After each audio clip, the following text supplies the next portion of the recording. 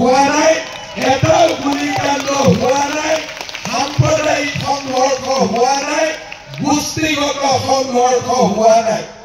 কংগ্ৰেছ দলৰ দিনত আপোনালোকৰ মনত আছে কোকৰাঝাৰ আৰু ওদালগুৰিত কি ধৰণৰ সাম্প্ৰদায়িক সংঘৰ্ষ হৈছিলে।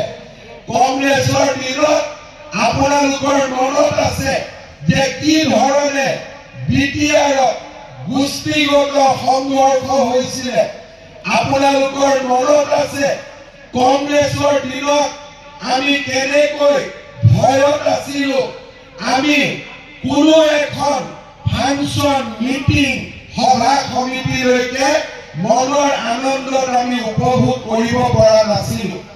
পলিটিকেল মিটিংটো বাদ দিয়ক, এনেকুৱা মিটিং কংগ্ৰেছৰ দিনত সম্ভৱে নাছিলে।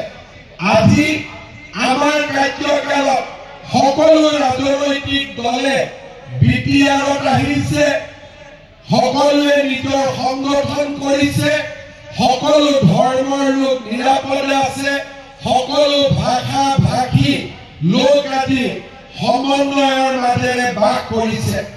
শ্ৰদ্ধাৰ ৰাইজ, যোৱা 5টা বছৰ আছিল শান্তিৰ বাবে আমি শান্তি আনিবলৈ সক্ষম হলো।